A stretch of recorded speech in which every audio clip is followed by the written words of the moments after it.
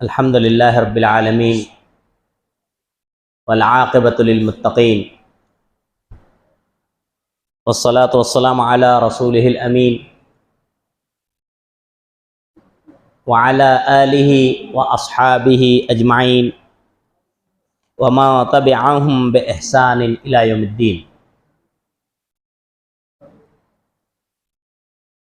اعوذ باللہ من الشیطان الرجیم من حمدہ ونفخہ ونفثہ بسم اللہ الرحمن الرحیم۔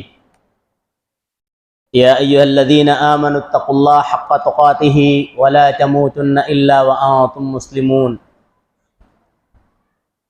یا ایہا الناس اتقوا ربکم الذی خلقکم من نفس واحدہ وخلق منها زوجہا وبث منہما رجالا کثیرا ونساء واتقوا اللہ الذی تساءلون به والارحام ان اللہ کان علیکم رقیبا۔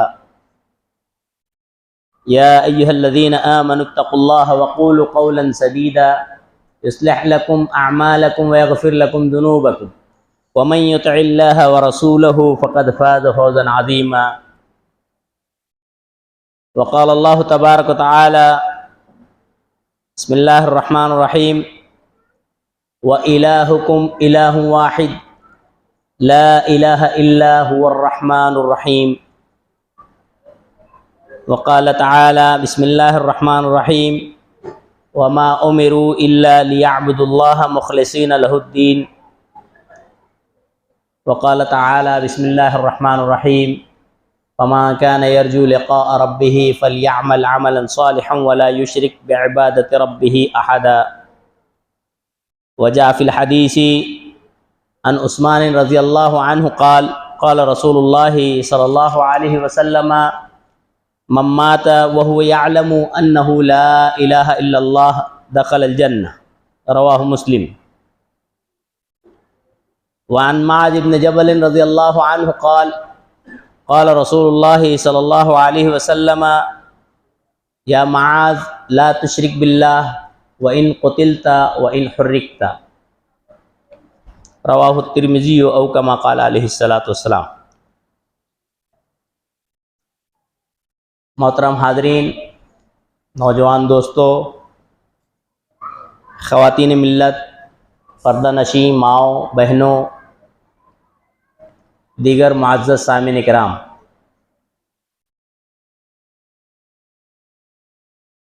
آج الحمدللہ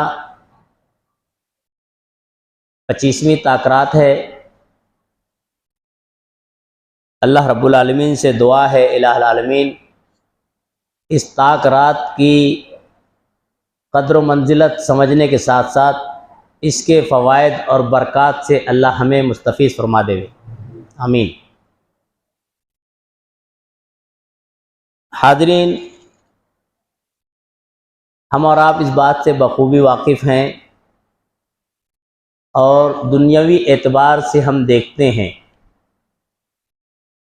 کہ جس طرح دن ہو تو رات نہیں ہوتی، ابھی ہم رات میں بیٹھے ہیں تو وہ دن نہیں ہے، اجالا ہو تو اندھیرا نہیں ہوتا، اور جہاں اندھیرا ہو وہاں اجالا نہیں ہوتا۔ جو زندہ ہو وہ مردہ نہیں ہوتا، اور جو مردہ ہو وہ زندہ نہیں ہوتا۔ اسی طرح جس میں توحید ہو وہ مشرک نہیں ہوتا، اور جو مشرک ہوتا ہے اس میں توحید نہیں ہوتی۔ اور آپ کو معلوم ہونا چاہیے کہ توحید یہ اجالا ہے، روشنی ہے، اور شرک اندھیرا ہے، تاریکی ہے۔ اور تاریکی کو، شرک کو تاریکی اللہ رب العالمین نے قرآن میں اشارتاً کہا ہے۔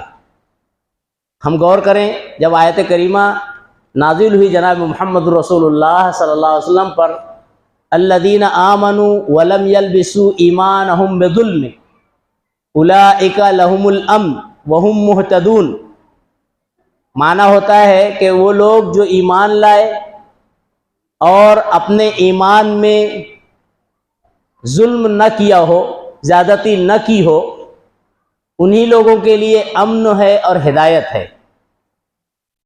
صحابہ کرام رونے لگے۔ اللہ کے نبی صلی اللہ علیہ وسلم اینا لم یظلم نفسہ، ہم میں کون ایسا آدمی ہے جو اپنی نفس پر ظلم نہیں کرتا ہے؟ ہر آدمی سے بشری تقاضے کے ناطے کچھ غلطیاں ہو ہی جاتی ہیں، ظلم و زیادتی ہو ہی جاتی ہے۔ اللہ کہہ رہا ہے جو ظلم کرے گا اس کے لیے امن نہیں، جو ظلم کرے گا وہ ہدایت یافتہ نہیں۔ صحابہ کرام روتے تھے تو جناب محمد رسول اللہ صلی اللہ علیہ وسلم فرمایا، اے لوگو جو تم سمجھ رہے ہو ظلم، اس ظلم سے مراد وہ نہیں ظلم ہے جو تم سمجھ رہے ہو، بلکہ یہ ظلم وہ ہے جو عبد صالح لقمان نے کہا تھا اپنے بیٹے سے وصیت کرتے ہوئے، یا بنی لا تشرک باللہ ان الشرک لظلم عظیم، اے میرے بیٹے اللہ کے ساتھ شرک نہیں کرنا، شرک ظلم عظیم ہے، یعنی عظیم تاریکی ہے، عظیم اندھیرا ہے۔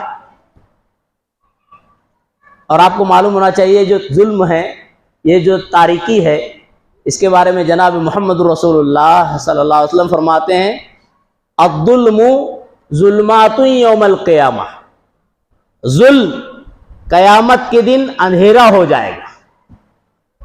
معلوم یہ ہوتا ہے کہ توحید روشنی ہے اور شرک ظلم ہے، ظلم اندھیرا اور تاریکی ہے۔ دوسری تمہیدی بات، یہ مسلمہ حقیقت ہے کہ جس انسان میں، جس مسلمان میں، جس صاحب ایمان میں توحید ہوگی اسے شرک سے قباحت ہوگی، اور جس مسلمان میں توحید نہیں ہوگی اسے شرکیہ کام شرک پسند ہوں گے، شرکیہ کام سے اسے قباحت نہیں ہوگی۔ یہ مسلمہ حقیقت ہم اور آپ دیکھ سکتے ہیں، جو توحید پرست ہیں انہیں شرک سے گھن محسوس ہوتی ہے، اور جو مشرک ہیں انہیں توحید پرستوں سے چڑ محسوس ہوتی ہے۔ تو یہ دونوں باتیں ذہن نشین رکھتے ہوئے میں آج اپنے موضوع کی وضاحت چاہتا ہوں۔ میں نے توحید کی عظمت معنی و مفہوم کے اعتبار سے قرآن حکیم کی 3 آیتیں پڑھی ہیں، پھر 2 حدیثیں۔ آیت میں اللہ رب العالمین کہتا ہے، سورہ بقرہ آیت نمبر 163، کہ وَإِلَٰهُكُمْ إِلَٰهٌ وَاحِدٌ، اے لوگو، اے انسانوں، تمہارا معبود ایک معبود ہے، الہ واحد، اکیلا، یکتا، تنہا، لا الہ الا هو الرحمن الرحیم، نہیں ہے کوئی معبود مگر وہی جو رحمان اور رحیم ہے۔ ہم اور آپ غور کریں، اللہ تبارک تعالیٰ نے یہاں کلیئر کیا ہے کہ تمام انسانوں کا، اور خصوصاً جو صاحب ایمان ہیں، انہیں معلوم ہونا چاہیے کہ ان کا پروردگار، ان کا معبود حق ایک ہی ہے، یکا و تنہا ہے۔ آپ غور کریں، حضرت معاذ ابن جبل سے شروع کرتے ہیں رضی اللہ عنہ، کتنا اہم بات انہوں نے نقل کی ہے جناب محمد رسول اللہ صلی اللہ علیہ وسلم سے۔ 3 باتیں ہیں۔ پہلی بات میں نے جو خطبہ مسنونہ کے بعد پڑھی، کہتے ہیں کہ مجھ سے نبی کریم صلی اللہ علیہ وسلم نے کہا، یا معاذ لا تشرک باللہ، اللہ کے ساتھ شرک نہیں کرنا، وَإِن قُتِلْتَ وَإِنْ حُرِّقْتَ، گرچہ قتل کیا جائے یا جلا دیا جائے لیکن اللہ کے ساتھ شرک نہیں کرنا۔ کیوں معلوم؟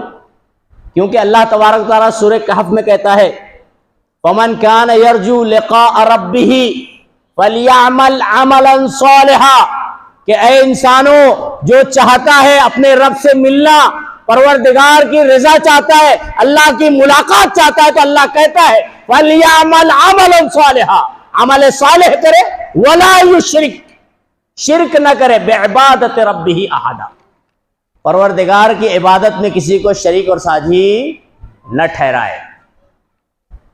حضرت معاذ ابن جبل جب نبی کریم صلی اللہ علیہ وسلم نے ان سے کہا تھا لا تشرک باللہ وَإِن قُتِلْتَ وَإِنْ حُرِّقْتَ، آپ دیکھ لیجئے تاریخ میں ملتا ہے، ہمارے اسلاف گزرے ہیں، وَإِن قُتِلْ وَإِنْ حُرِّقْتَ، گرچہ جلائے جائے، قتل کیے جائے، لیکن اللہ کے ساتھ شرک نہیں کرتے تھے۔ ایک مثال دیتا ہوں، قیصر روم بڑا مشہور تھا، شہنشاہ قیصر روم، اس کی سلطنت کافی وسیع تھی، اور اس نے اپنی سلطنت کی بدولت اپنے آپ کو بہت اونچا سمجھ لیا تھا، اب نہیں چاہتا تھا کہ کوئی دوسرا اس کے مقابلے میں کسی بھی طرز سے آئے۔ اس دوران اسے معلوم ہوا کہ مکہ میں ایک شخص ہے محمد ابن عبداللہ صلی اللہ علیہ وسلم، اس نے اپنے آپ کو نبی کہا اور توحید کی تعلیم دیتا ہے، کہتا ہے اللہ ایک ہے اور اس کے ساتھ کوئی شریک نہیں۔ گویا جو وہ معبود منایا ہوا تھا حضرت عیسیٰ علیہ السلام کو، اس کے تعلق سے اس کا یہ گمان ہوا کہ یہ میرے معبود کے بھی خلاف کہہ رہا ہے۔ چنانچہ اس نے اپنے حواریوں کو، اس کے جو فوجی تھے، ان کو حکم دیا کہ دیکھو جو بھی محمد ابن عبداللہ محمد الرسول اللہ صلی اللہ علیہ وسلم کے ماننے والے ہوں، کہیں بھی نظر آئیں، ان کو پکڑو، بہت زیادہ انعام و اکرام سے نوازے جاؤ گے۔ اور فوجی تو کم عقل رہتے ہی ہیں، اللہ ماشاء اللہ۔ اب جیسے ہی سنا فوجیوں نے کہ انعام و اکرام سے نوازا جانے والا ہے، تگ و دو میں لگ گئے، تلاش کرنے لگے۔ اتفاقاً ایک ٹکڑی محمد الرسول اللہ صلی اللہ علیہ وسلم پر جان نثار کرنے والی، اللہ کے لیے قتل ہونے والی، مرنے والی، ان کے ہاتھ لگ گئی۔ اب یہ آتے ہیں، کئی افراد پہ مشتمل ٹکڑی تھی، جب قیصر روم کے پاس آتے ہیں تو قیصر روم اپنے فوجیوں سے، درباریوں سے کہتا ہے بالکل اچھے انداز میں کھڑے ہو جانا، ایسا محسوس ہونا، رعب اور دبدبہ رہنا چاہیے، ڈر رہنا چاہیے کہ جب یہاں پر آئیں تو ان کے دل سے جو ایمان ہے یقین بدل جاوے۔ اس کے واسطے اس نے محل کی زیب و زینت بھی کی، خواتین کا بھی استعمال کیا۔ چنانچہ جو ہے یہ صحابہ کرام کی ٹکڑی جب آئی تو ان کی امیدوں پہ پانی پھر گئے۔ کیوں؟ کہ ان کی نگاہیں پست تھی، یہ اللہ کو ماننے والے تھے، رسول اللہ صلی اللہ علیہ وسلم کو ماننے والے تھے، یہ شریعت کے جو ہے ماننے والے لوگ تھے، ان کی نگاہیں اونچی نہیں تھی۔ یہی تو شریعت نے ہمیں تعلیم دی ہے، اگر مومن اور مسلمان ہونے کے بعد نگاہیں ادھر ادھر بھٹک رہی ہے تو پھر اس کو اپنے ایمان کا جائزہ لینا چاہیے۔ اسی لیے تو جناب محمد رسول اللہ صلی اللہ علیہ وسلم نے ایک اصول بیان کیا نا، یا معاشر الشباب من استطاع منکم الباۃ فلیتزوج، اے نوجوانوں، چاہے مرد ہو یا خواتین، نوجوانوں سے مخاطب ہے جناب محمد رسول اللہ، من استطاع منکم الباۃ، جو شادی کرنے کی طاقت رکھتا ہے کر لے وے، اور اگر نہیں ہے طاقت کسی وجہ سے، شرع عذری ہے، عذر شرعی ہے، تو اللہ کے نبی صلی اللہ علیہ وسلم نے کیا کہا؟ فعلیہ بالصوم، اسے چاہیے کہ روزہ رکھے۔ کیوں روزہ رکھے؟ فإنہ اغض للبصر واحسن للفرج، روزہ آدمی کی نگاہ کو بچائے گا، ادھر ادھر آنکھیں نہیں مارے گا، نہیں مارے گی، اور اپنے نفس کی حفاظت ہوگی۔ بہرحال مومن جو ہے ایسا ہی ہوتا ہے، نگاہیں پست تھی، اندر آ گئے۔ بادشاہ نے بڑے دھمکے آمیز جملے کہے، مجھے جانتے ہو اتنی پاور ہے، اور تم ابھی فی الوقت تو قیدی بن کر آئے ہو، اور قیدی کے ساتھ کیا انجام ہوتا ہے جانتے ہو۔ خوب اچھے انداز سے ڈرایا، دھمکایا۔ اس کے بعد جب قریب آ گئے تو میں واقعے کو مختصر کرتا ہوں، جب دھمکی کا اثر نہیں ہوا ان کے اوپر، ورغلایا، دنیا کی لالچ دی کہ تم لوگ جو ہے ایسے بن جاؤ گے، بادشاہ جیسی زندگی گزارو گے، تم نہیں، تمہاری نسل بھی جو خوشیاں منائے گی، اپنے دین سے بدل جاؤ اور عیسائیت قبول کرو۔ پوری تقریر جب بادشاہ نے کر لی تو ان میں سے جو بڑے تھے ان کا نام تھا عبداللہ بن حذافہ السہمی، رضی اللہ عنہ، انہوں نے جو اس کے حواری تھے، فوجی تھے، بتا دیا تھا یہ ان کا بڑا ہے، سردار ہے، زنجیروں میں جکڑ دیا تھا۔ ان سے کہا، بادشاہ نے کہا ان سے کہ کیا بات ہے، تم نہیں بدلو گے؟ پوری تقریر سننے کے بعد حضرت عبداللہ نے کہا کہ اے بادشاہ، جو تم گمان کر رہا ہے تو اپنے گمان میں جھوٹا ہے، تو بدگمان ہے، تو غلط سوچ رہا ہے۔ ہم تیری دھمکیوں سے، تیری لالچ سے گھبرانے یا پلٹنے والے نہیں ہیں۔ دوسرا حربہ، بادشاہ نے ان لوگوں میں سے 2 معصوم صحابہ کرام رضوان اللہ اجمعین کو پکڑا، حواریوں سے کہا، جا اپنے فوجیوں سے کہا پکڑو، اور اس سے پہلے کہا کہ ایک الاؤ جلاؤ، خوب تیل سلگاؤ، گرم کرو۔ جب تیل خوب سلگ گیا، جلنے لگا، تو بادشاہ نے کہا کہ ان میں سے 2 کو اس میں ڈال۔ اللہ اکبر، کیا گزری ہوگی صحابہ کرام پہ۔ زندہ تیل میں ڈالے گئے، اور یہ بقیہ صحابہ کرام کھڑے ہیں، منظر دیکھ رہے ہیں۔ تھوڑی ہی دیر میں وہ دونوں صحابی ختم ہو جاتے ہیں، ہڈی بھوسا ہو جاتی ہے۔ اس کے بعد پھر کہتا ہے بادشاہ، بولو اب بدلتے ہو دین، پلٹتے ہو؟ حضرت عبداللہ بن حذافہ سہمی کے آنسو بہنے لگتے ہیں۔ بادشاہ اپنے تخت سے اتر کے آتا ہے، گمان کرتا ہے کہ اب غالباً یہ بدل ہی گیا ہے، ساتھی کو مرتا ہوا دیکھ کر بدل گیا۔ آنے کے بعد کہتا ہے اب تو بدل گئے ہو، اب تو دین چھوڑ دو گے؟ پھر عبداللہ بن حذافہ سہمی کہتے ہیں تم غلط سمجھ رہا ہے، میں اس لیے نہیں رو رہا ہوں۔ پھر پوچھتا ہے وجہ کیا ہے رونے کی؟ بولے میں اس لیے رو رہا ہوں کہ میں اللہ سے سوچ رہا ہوں کہ اللہ تو نے مجھے ایک ہی جان کیوں دی؟ اے پروردگار، اگر 100 جان دیتا تو میں تیرے راستے میں ایسے ہی مر کے، ایسے ہی جل کے 100 جانے دیتا تھا۔ اللہ اکبر۔ جب یہ جملہ قیصر روم نے سنا، بہادری، اللہ پر یقین، تو تھوڑا سا پسیما ہوا، لرز گیا، ڈر گیا کہ ایسی کیا وجہ ہے، کون سی تاثیر ہے، کون سی محبت ہے جس کی وجہ سے یہ ان کے سامنے مرنے کے بعد بھی اس کے اوپر کوئی اثر نہیں، بلکہ یہ ایک نہیں 100 جانے دینے تیار۔ اپنی بات سے پلٹ جاتا ہے۔ ٹھیک، اب آگے کا نقشہ کہتا ہے ایک کام کرو، تم کو چھوڑ دوں گا، رہا کروں گا، میری پیشانی کا بوسہ لو۔ ہمارے اسلاف تھے، آج ہمارا معاملہ آتا ہے نا ذرا سا کچھ تو اس کی خبر، ہاں یہ اس نے کیسے کیا، اس نے ایسا کیا، ذرا سا کچھ معاملہ ہے تو سب چھوڑ چھاڑ کے بھاگ۔ ہمارے اسلاف سے کیا سبق ملتا ہے؟ عبداللہ بن حذافہ سہمی کہتے ہیں رضی اللہ عنہ کہ دیکھو ٹھیک ہے، بوسہ ہی لوگے نا، ٹھیک ہے مجھے بوسہ ہی لینا ہے یا آپ بوسہ لوگے، کوئی بات نہیں، میری شرط ہے کہ صرف مجھے نہیں میرے تمام ساتھیوں کو بھی چھوڑا جائے۔ بادشاہ نے کہا ٹھیک ہے۔ اس شرط پہ حضرت عبداللہ بن حذافہ سہمی نے اس کو بوسہ دیا، اور جب اللہ کے نبی کریم صلی اللہ علیہ وسلم کے پاس پہنچے تو جناب محمد رسول اللہ صلی اللہ علیہ وسلم نے عبداللہ بن حذافہ سہمی کو بوسہ دیا، خوش ہو گئے۔ نبی کریم صلی اللہ علیہ وسلم نے معاذ رضی اللہ عنہ سے کہا تھا اے معاذ لا تشرک باللہ، اللہ کے ساتھ شرک نہیں کرنا، وَإِن قُتِلْتَ وَإِنْ حُرِّقْتَ۔ یہ صحابہ کرام کے سامنے جلائے گئے 2 صحابی، انہوں نے اپنے آپ کو پلٹا نہیں۔ آج تھوڑا سا معاملہ اگر فائدے یا نقصان کو تو آدمی جو ہے در بدل لیتا ہے، پلٹ جاتا ہے، اللہ کے دین کو چھوڑ دیتا ہے، شرک میں مبتلا ہو جاتا ہے۔ اس کا ایمان ہی کب تھا اگر ایسا ہے؟ بہرحال حضرت معاذ ہی ہیں جن کو جناب محمد رسول اللہ صلی اللہ علیہ وسلم نے بطور داعی کے یمن بھیجا تھا۔ اللہ کے نبی صلی اللہ علیہ وسلم دعوت کے غرض سے جب بھیجتے ہیں حضرت معاذ رضی اللہ عنہ کو، تو کیا کہتے ہیں معلوم؟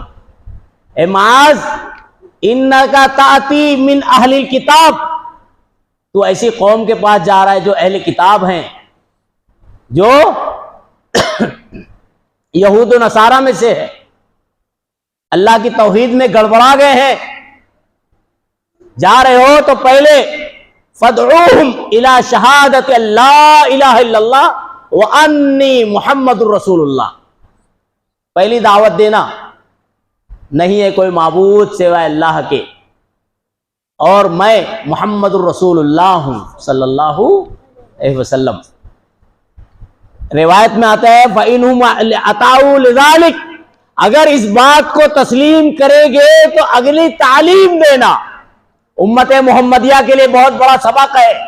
آج ہمارے معاشرے میں امت کا ایک بڑا طبقہ اکرام مسلم میں، لوگوں کی ضیافت میں، فلاح بہبودی میں اور دنیاوی کاموں میں لوگوں کو لگا رہا ہے، محنتیں بتا رہا ہے۔ جس چیز کی دعوت جناب محمد رسول اللہ نے دی ہے اسی کی دعوت دینا چاہیے۔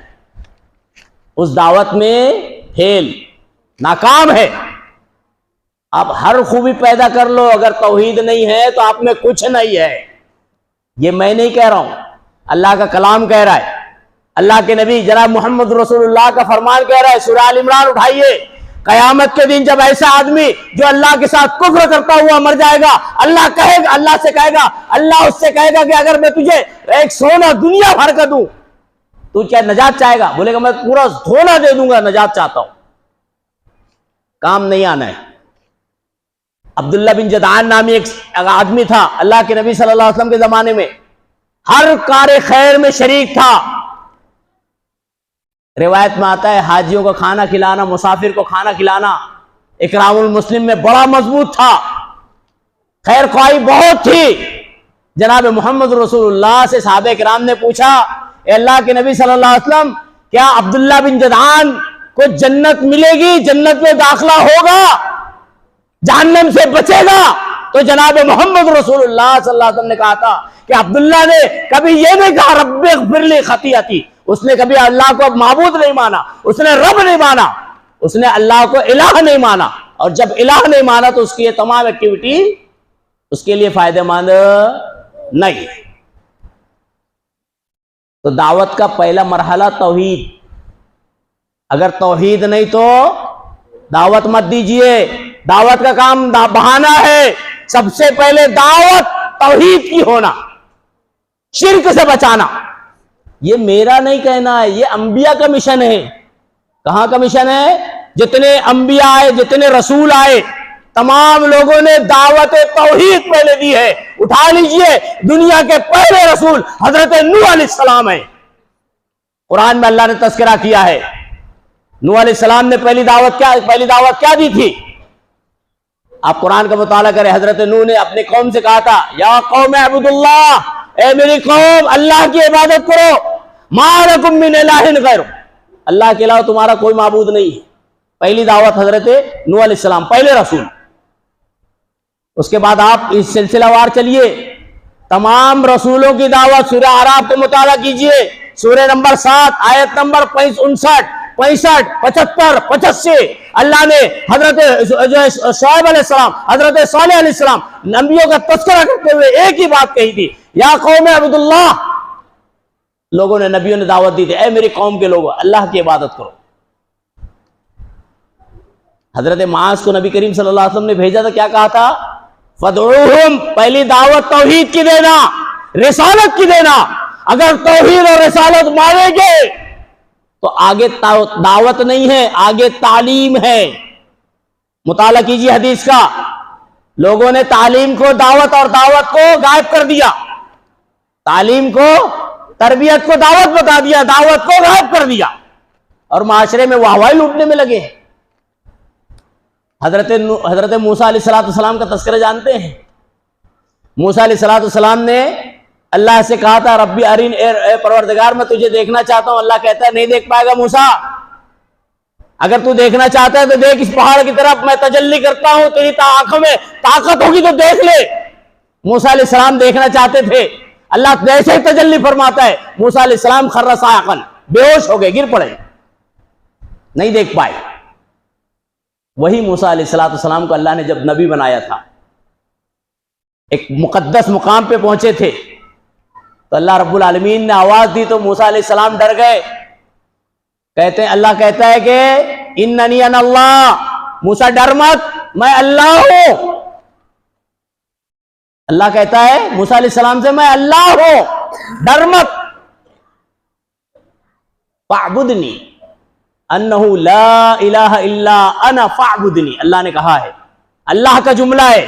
اللہ کہتا ہے اننی انا اللہ, میں اللہ ہوں, لا الہ الا انا, کوئی معبود نہیں ہے سوائے میرے, فاعبدنی, میری عبادت کرنا. پہلی دعوت انبیاء کی کیا تھی؟ توحید. یوسف علیہ السلام جیل میں, جانتے ہیں آپ, آدمی جیل میں جاتا تو چھٹنے کی فراق میں رہتا ہے. یہ ہمارے اسلاف میں نبی ایسے گزرے ہیں کہ جیل میں جانے کے بعد, جیل میں پہنچنے کے بعد بھی توحید ہی پھیلاتے. اکرام المسلم اور لوگوں کو جو ہے وہ انہیں خیر خواہی کی بات نہیں سکھاتے, سب سے پہلے توحید سکھاتے ہیں. قرآن کا مطالعہ کریں, سورہ یوسف میں 12 آیت نمبر 39 میں اللہ نے تذکرہ کیا ہے. ان کے دو ساتھی اور جیل کے رہتے تو کہتے ہیں یا صاحب السجن, اے میرے جیل کے ساتھیوں, ارباب متفرقون خیر ام اللہ الواحد القہار, مجھے بتاؤ کیا مختلف معبود برحق ہے یا ایک؟ یہ تعلیم تھی انبیاء کی. اور آپ سورہ انعام کا مطالعہ کریں, امت توحید نہیں سمجھتی ہے, توحید کی امپورٹنس ہی نہیں معلوم ہے. امت نے توحید کا سبق سیکھا ہی نہیں ہے, اسی لیے شرک میں مبتلا ہے. اور امت کو شرک کے معاملے میں غلط گائیڈنگ کی گئی ہے, اس لیے شرک میں مبتلا ہے. آپ غور کریں, اللہ نے سورہ انعام میں 18 انبیاء کا تذکرہ کیا ہے, جلیل القدر انبیاء کرام, اولو العزم پیغمبر. اللہ نے تذکرہ کرنے کے بعد کیا کہا؟ وَلَوْ أَشْرَكُوا, اللہ کہتا ہے کہ اگر یہ شرک کرتے لَحَبِطَ مَا كَانُوا يَعْمَلُونَ, لَحَبِطَ عَنْهُمْ مَا كَانُوا يَعْمَلُونَ, جو بھی وہ کرتے تھے اللہ ان کے سب کام پہ پانی پھیر دیتا تھا. نبیوں کے کام پہ پانی پھیر دینا شرک کی وجہ سے. اور صرف یہ نبیوں کے نہیں, نبیوں کے سردار جناب محمد الرسول اللہ صلی اللہ علیہ وسلم.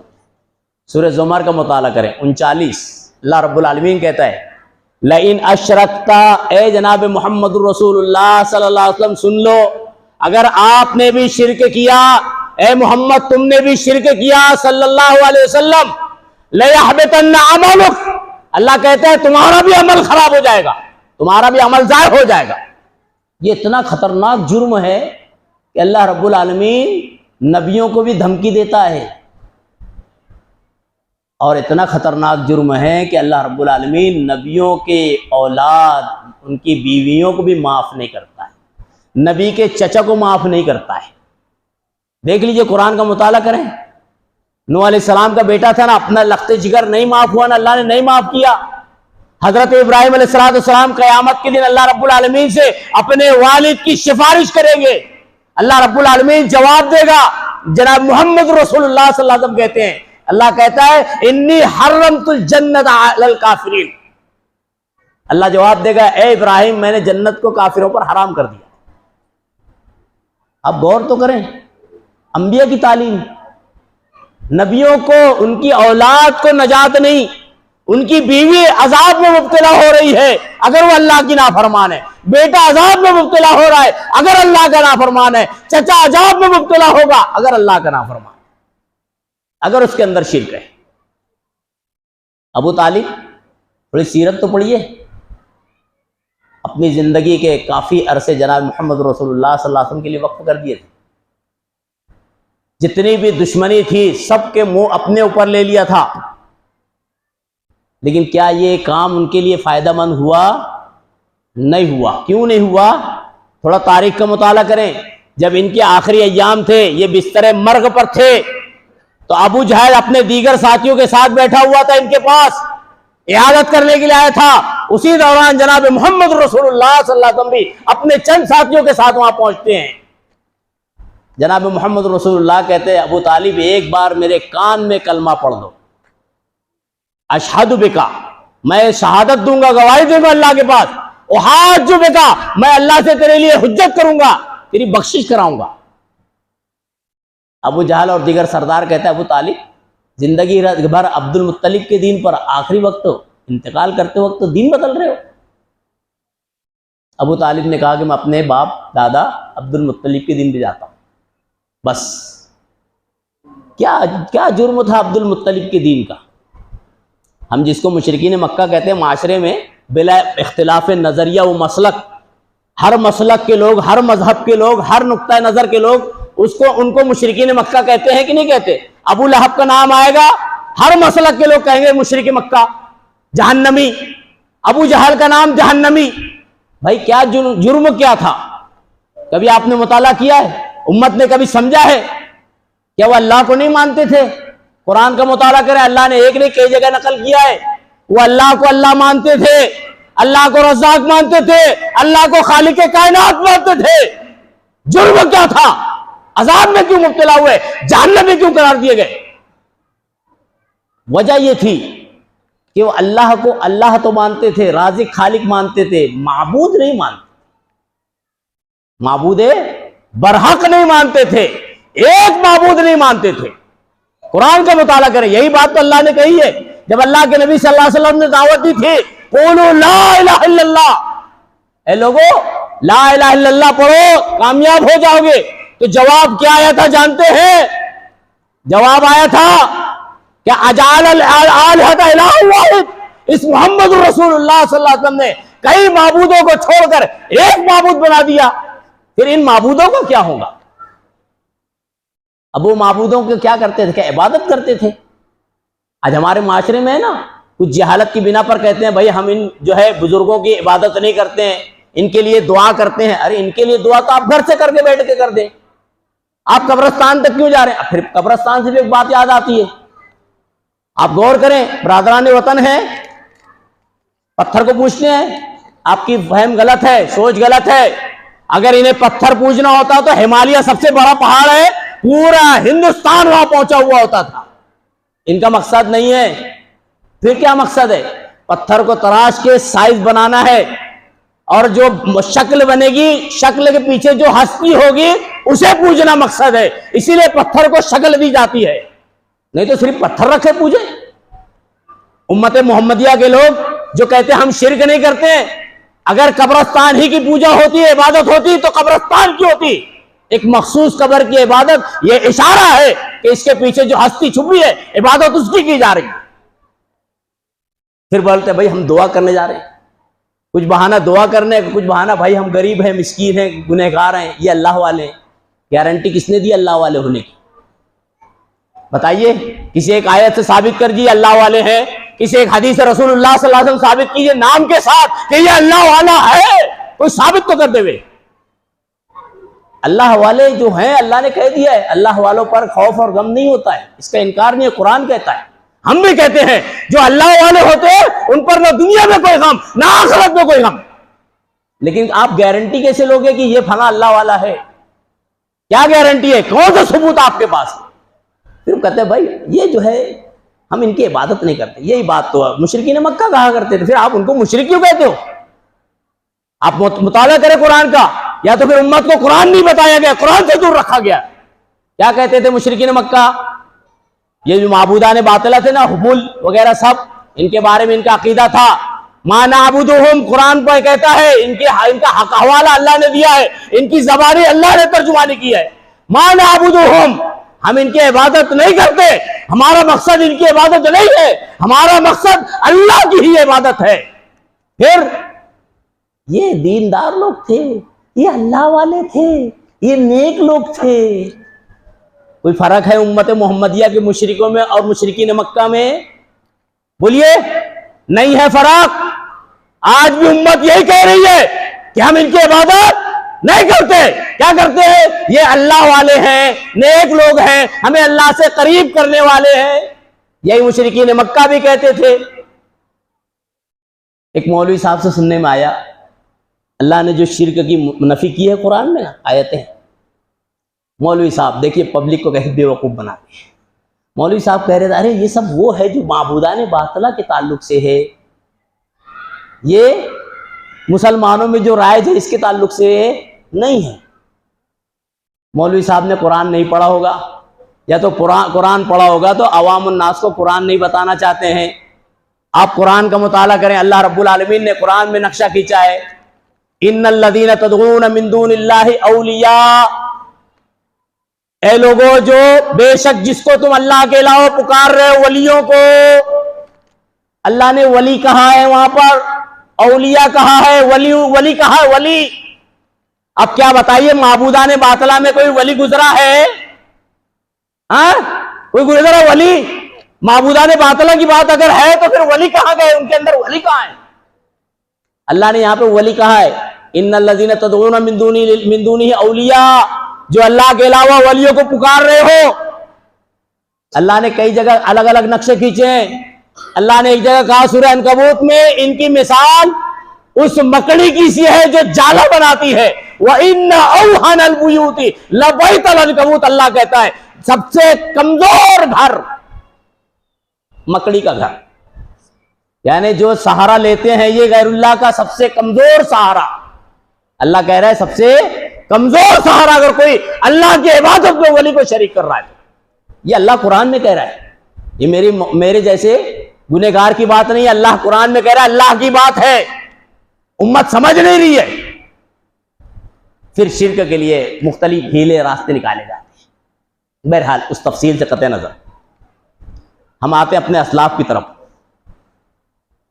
حضرت معاذ بن جبل رضی اللہ عنہ ایک مرتبہ جناب محمد رسول اللہ صلی اللہ علیہ وسلم کے ساتھ پیچھے اونٹنی پر سوار تھے۔ خود کے راوی ہیں، خود بیان کرتے ہیں، عن معاذ بن جبل رضی اللہ عنہ قال كنت ردف النبی صلی اللہ علیہ وسلم علی ناقہ، میں کہتے ہیں معاذ بن جبل کہ میں جناب محمد رسول اللہ صلی اللہ علیہ وسلم کے ساتھ سواری پہ پیچھے بیٹھا تھا۔ اب بتائیں سواری کون چلا رہا تھا؟ محمد الرسول اللہ صلی اللہ علیہ وسلم، کائنات کے سردار سواری چلا رہے تھے۔ آج ہمارے پاس چند روپیہ آ جائے تو سواری چلانے میں کراہیت محسوس کرتے ہیں، کثرت شان سمجھتے ہیں، ڈرائیور ہی ہونا۔ اگر ڈرائیور بازو میں بیٹھ جائے تو یہ تو کثرت شان ہے، ڈرائیور کیسے بازو میں بیٹھا ہے؟ یہ کائنات کے سردار ہیں، سواری چلا رہے ہیں صلی اللہ علیہ وسلم۔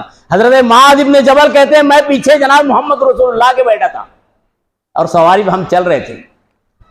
کچھ دور آگے بڑھے تو نبی کریم صلی اللہ علیہ وسلم نے کہا یا معاذ، حضرت معاذ کہتے ہیں قلت لبیک یا رسول اللہ۔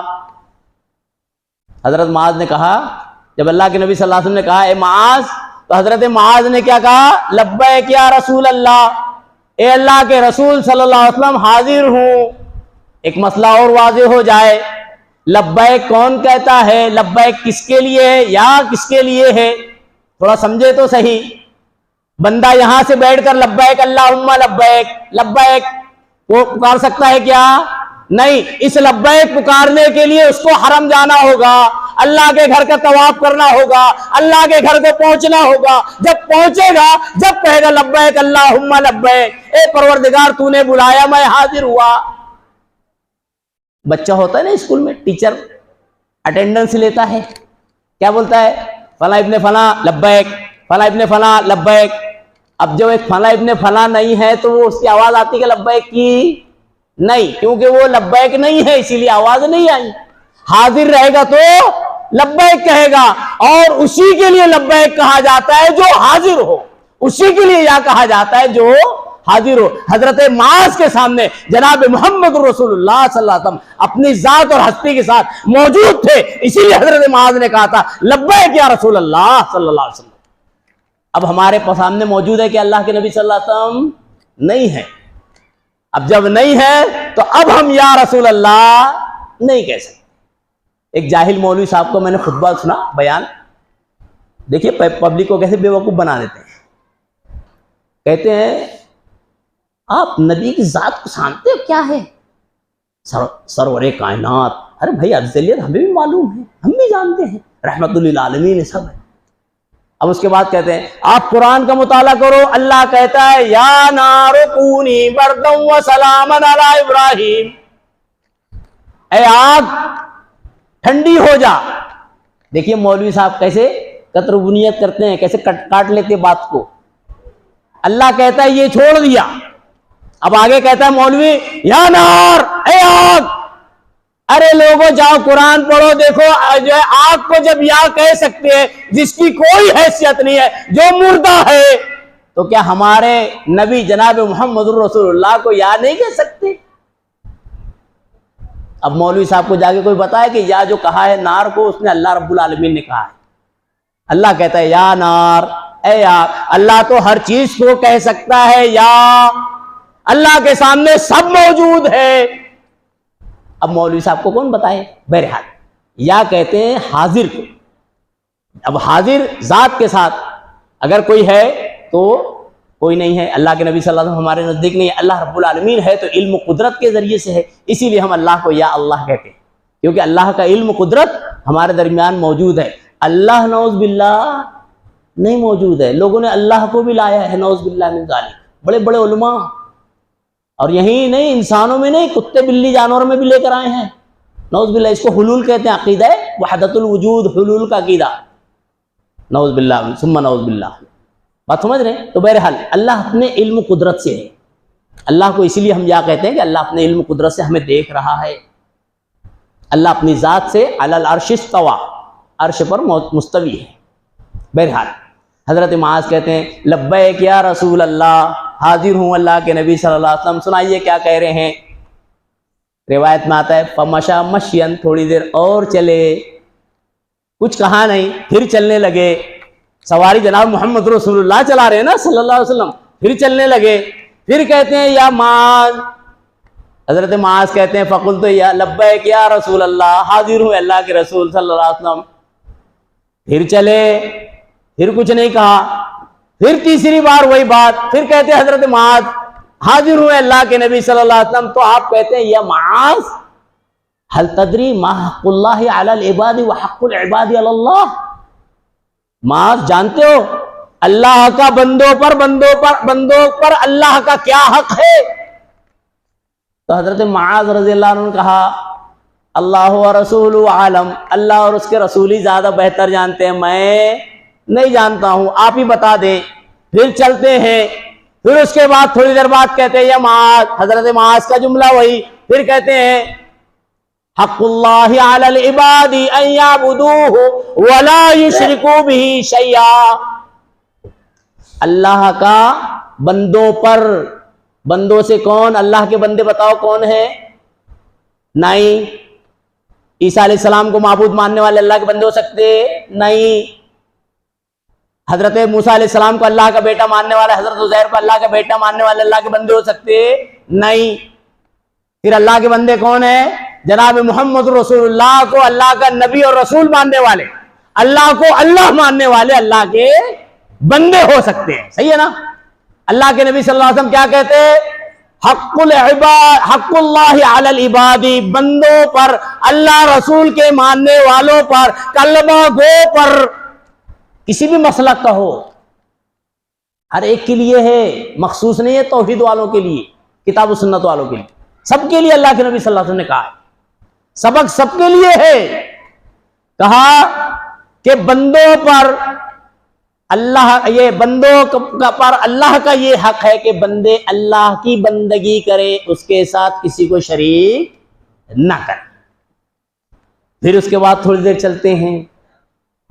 پھر بولتے ہیں معاذ جانتے ہو بندوں پر اللہ کا کیا حق ہے؟ اللہ پر بندوں کا کیا حق ہے؟ حضرت معاذ پھر کہتے ہیں اللہ اس کے رسول جانتے ہیں. تو کیا کہتے ہیں جناب محمد رسول اللہ صلی اللہ علیہ وسلم؟ کہتے ہیں اللہ پر, آپ سمجھ رہے ہیں, اللہ پر یہ حق ہے, جہاں بندوں پر حق ہے وہاں اللہ پر حق ہے. بندوں پر حق یہ ہے کہ بندے خالص اللہ کی بندگی کرے, اللہ کے ساتھ کسی کو شریک نہ کریں, اللہ کی وحدانیت, اللہ کی توحید کو برقرار رکھیں. یہ بندوں کی ذمہ داری. اللہ نے کیا اپنے اوپر ذمہ داری لی ہے؟ اللہ یعذبہم, ایک روایت میں آتا ہے اللہ یعذب من لا یشرک بہ شیئا, اللہ اس بندے کو کبھی جو ہے عذاب نہیں دے گا, اللہ نہیں دے سکتا. اللہ نے ذمہ داری لی ہے, حق لیا ہے, اللہ کا یہ حق ہے کہ اللہ اس بندے کو کبھی عذاب نہیں دے گا. کس بندے کو؟ من لا یشرک بہ شیئا, جو اللہ کے ساتھ شرک نہ کرے. اب آپ کو معلوم ہونا چاہیے شرک اتنا خطرناک جرم ہے نا کہ پھر اگر آدمی ایسے ہی مر جائے نجات نہیں ہے. انہ من یشرک باللہ فقد حرم اللہ علیہ الجنہ, اللہ نے قرآن میں ڈکلیئر کیا ہے جس نے اللہ کے ساتھ شرک کیا اس پر جنت حرام, اس پر جہنم واجب. اللہ قرآن میں کہتا ہے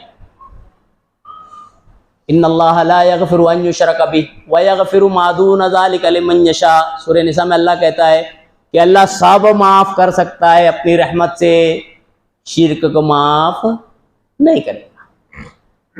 اب آپ غور کریں کہ یہ شرک کون سی آفت ہے. شرک وہ آفت ہے جو توحید کا ملیمیٹ کر دیتی ہے، توحید کو ختم کر دیتی ہے. اور توحید وہ رحمت ہے کہ بندہ اگر توحید پہ مر جائے، اللہ کی وحدانیت کو مانتے ہوئے مر جائے تو جنت میں ضرور داخل ہو. جناب محمد رسول اللہ صلی اللہ علیہ وسلم نے جب یہ جملہ کہا کہ من کان آخر کلامہ لا الہ الا اللہ دخل الجنہ، تو صحابہ کرام نے پوچھا وَإِن زَنَا وَإِن شَرَقَ، اللہ کے نبی صلی اللہ علیہ وسلم گرچہ اس نے زنا کیا ہوگا اور شرک کیا ہوگا، تو جناب محمد رسول اللہ صلی اللہ علیہ وسلم فرماتے ہیں وَإِن زَنَا وَإِن شَرَقَ، گرچہ یہ بھی کیا ہوگا، اگر شرک نہیں کیا ہوگا اللہ جنت میں داخل کرے گا. بات سمجھ رہے ہیں؟ لیکن اگر سب کیا ہوگا اور شرک کیا ہوگا، سب سے بچا ہوگا، شرک کیا ہوگا، اللہ جنت میں داخل نہیں کرے گا. کتنی بڑی مثال دی ہے نبی صلی اللہ علیہ وسلم، بتاتے ہیں، جانتے ہیں آپ؟ بخاری مسلم کی روایت ہے، نبی صلی اللہ علیہ وسلم کہتے ہیں کہ اللہ رب العالمین کہتا ہے، حدیث قدسی ہے یہ، اللہ کا قول نبی صلی اللہ علیہ وسلم نقل کرتے ہوئے کہتے ہیں، اللہ کہتا ہے اے بنی آدم، اگر تو مجھے روئے زمین کے برابر گناہ کے ساتھ مل اور شرک مت کر، میں تجھے جنت میں داخل کروں. بات سمجھ رہے ہیں؟ یہ شرک اتنا بڑا جرم ہے کہ اللہ سب معاف کرے گا، شرک نہیں معاف کرے گا. اور توحید اتنی بڑی رحمت ہے کہ بندے کے ہر گناہ معاف ہو سکتے ہیں اگر توحید ساتھ میں رہے. توحید ہے کیا اور شرک ہے کیا، تھوڑا سا اس کو سمجھ لیں. اللہ رب العالمین وحدہ سے بنا ہوا ہے. وحدہ، واو ہا دال، مادہ اس کا وحدہ ہے، یکا تنہا. اب یکا تنہا کس میں؟ ربوبیت میں، الوہیت میں، اسما صفات میں. مشرکین مکہ ربوبیت میں اللہ کو یکا تنہا مانتے تھے، بات چلی تھی نا. مشرکین مکہ کو ہم مشرک کیوں کہتے ہیں؟ اللہ کو ربوبیت میں مانتے تھے، لیکن جہاں الوہیت آتی تھی، الوہیت کو سمجھ لیجیے عبادت، جہاں عبادت آتی تھی، عبادت میں اللہ کے ساتھ شریک کرتے تھے.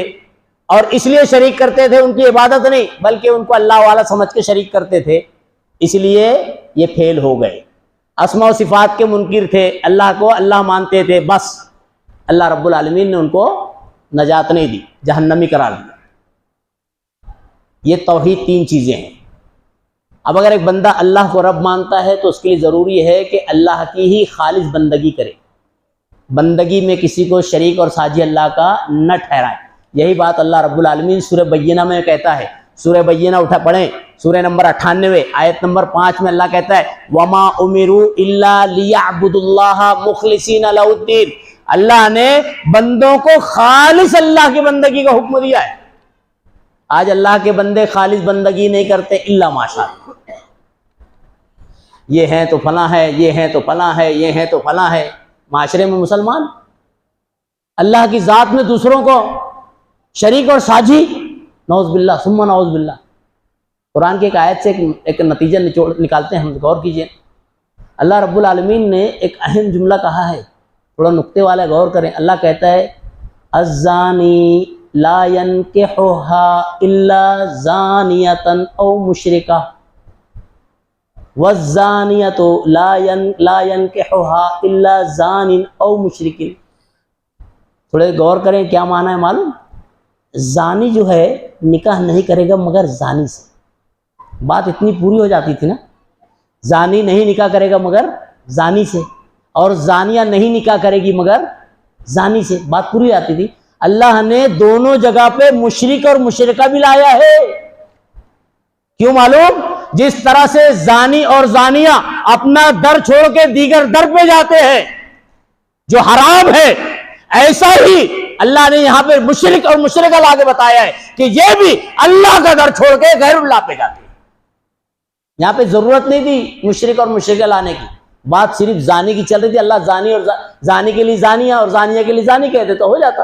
اللہ نے یہاں پہ لایا بتایا ہے کہ یہ شرک اتنا شدید گناہ ہے، ایسا گناہ ہے کہ اس میں اور اس میں زیادہ فرق نہیں ہے.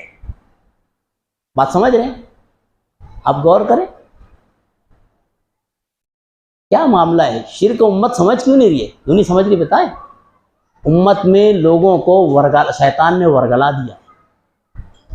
اب آپ کو معلوم ہونا چاہیے پہلے قوموں کو شیطان نے الگ طریقے سے ورگلایا تھا، پھر بعد میں الگ طریقے سے ورگلایا.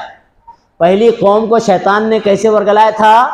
مطالعہ کریں شریعت کا تاریخ آپ کو معلوم ہوگا. اتنا ورگلایا کہ ان لوگوں نے اپنے وقت کے نبیوں کو ستایا، قتل بھی کیا، ولیوں کے ساتھ زیادتی بھی کرتے تھے، اللہ والوں کے ساتھ. بات سمجھ رہے ہیں؟ اب شیطان نے حربہ بدل دیا. حربہ کیسے اختیار کیا؟ اب ولیوں کے بارے میں زیادتی کرنے کا نہیں، ولیوں کی شان میں زیادتی کرنے، نبیوں کے شان میں زیادتی کرنے کا حربہ اختیار کیا.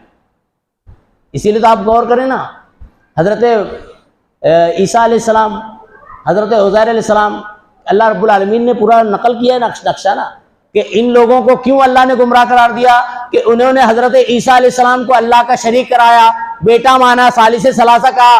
حضرت عزیر کو یہود نے اللہ کا بیٹا بنایا، اللہ نے ان کو گمراہ قرار دیا. اب یہ چیز ہمارے معاشرے میں بھی ہے.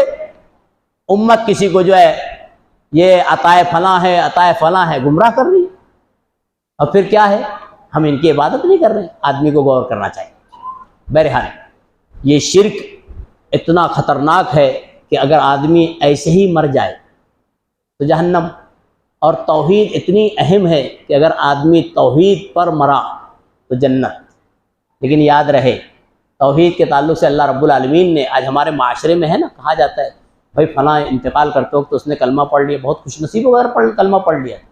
لیکن یاد رہے کلمہ پڑھنے سے پہلے کلمے کو جاننا بھی ضروری ہے. صرف کلمے کا ورد کرنا مقصد نہیں ہے. کیوں معلوم؟ قرآن کی آیت بھی پڑھیے، حدیث بھی پڑھیے.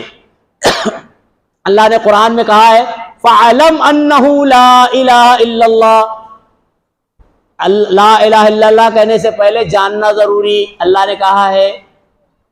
اور اس کے بعد جناب محمد رسول اللہ صلی اللہ علیہ وسلم کہتے ہیں، حضرت عثمان راوی حدیث ہیں رضی اللہ عنہ کہتے ہیں نبی صلی اللہ علیہ وسلم من مات وهو يعلم انه لا الہ الا اللہ دخل الجنہ. مسلم شریف کے الفاظ ہیں کہ جو مر گیا جانتا تھا، کیا جانتا تھا؟ لا الہ. آپ غور تو کریں ذرا سا، پہلے اللہ نے کیا کہا ہے؟ پڑھیں لا الہ. پہلے لا ہے نا. کسی بھی مولوی صاحب سے پوچھئے جو شرک مبتلا، ان سے پوچھئے مولوی صاحب لا کا معنی کیا ہے تو کہیں گے نہیں. کیا معنی کہیں گے؟ نہیں. مولوی صاحب الہ کا معنی کیا ہے؟ مولوی صاحب جواب دیں گے الہ یعنی معبود. اب دونوں کو ملائے تو کیا معنی بنتا ہے؟ نہیں ہے معبود یعنی، اور سنگل ہے الہ یعنی کوئی نہیں ہے کوئی معبود. پہلے انکار ضروری ہے. اگر انکار نہیں کرتا ہے تو اقرار کا فائدہ نہیں ہے. بات سمجھ رہے ہیں؟ انکار ضروری ہے. قرآن کا مطالعہ کریں. سورہ ہم جو آیت الکرسی پڑھتے ہیں نا، آیت الکرسی کے بعد اللہ نے سورہ بقرہ میں کہا ہے وَمَن يَكْفُرْ بِالطَّاغُوتِ وَيُؤْمِن بِاللَّهِ. جو طاغوت کا انکار کرے گا، اللہ کی ذات کے ساتھ شرکا کا انکار کرے گا، وَيُؤْمِن بِاللَّهِ پھر اللہ پر ایمان لائے گا تو وہ مومن ہوگا. بات سمجھ رہے ہیں؟ پہلے انکار بعد میں اقرار. اگر کوئی اقرار کرے اور انکار بھی نہ ہو تو اس کا اقرار کا فائدہ نہیں ہے. آج امت مسلمہ کی یہی حالت ہے. اکثر و بیشتر اقرار کیے ہوئے ہیں لیکن انکار بھی چھوٹا نہیں ہے، انکار بھی پوری طرح سے نہیں ہوا ہے. اسی لیے تو نتیجہ ہے بلی اگر راستہ کاٹ رہی ہے تو ارے راستہ بدل دو. کیوں؟ کرنے دھرنے والی ذات بلی ہے، کرنے دھرنے والی ذات جو ہے کڑا ہے، کرنے دھرنے والی ذات کالا دھاگا ہے، کرنے والی ذات جو ہے کہ اس کو جیسے کاغذ کے ٹبیا ہے. کس پر آپ کا یقین ہے؟ کرنے دھرنے والی ذات اللہ رب العالمین کی ہے. جب یہ ایمان ہے اور ہم نے مانا ہے لا الہ الا اللہ، معلوم یہ ہوتا ہے کہ یہ تمام چیزیں کوئی حیثیت نہیں رکھتی. اور جس کے نزدیک حیثیت رکھتی ہے، میں نے شروع میں کہا ہے، جس کے اندر توحید ہوگی اس کو شرک سے قباحت ہوگی، اور جس کے اندر شرک ہوگا اس سے توحید والوں کو چڑ ہوگی. اب آپ کو بتاتا ہوں، ایک حدیث سنتے چلیے۔ ایک مرتبہ نبی کریم صلی اللہ علیہ وسلم کے پاس ایک صحابی آئے، انہوں نے ایک کڑا پہنا ہوا تھا۔ کیا پہنا تھا؟ سونے کا کڑا۔ بعض روایت میں انگوٹھی کا بھی ورڈ آتا ہے، دونوں طرح کی روایت ہے۔ کڑا پہنا ہوا تھا یا انگوٹھی پہنی ہوئی تھی۔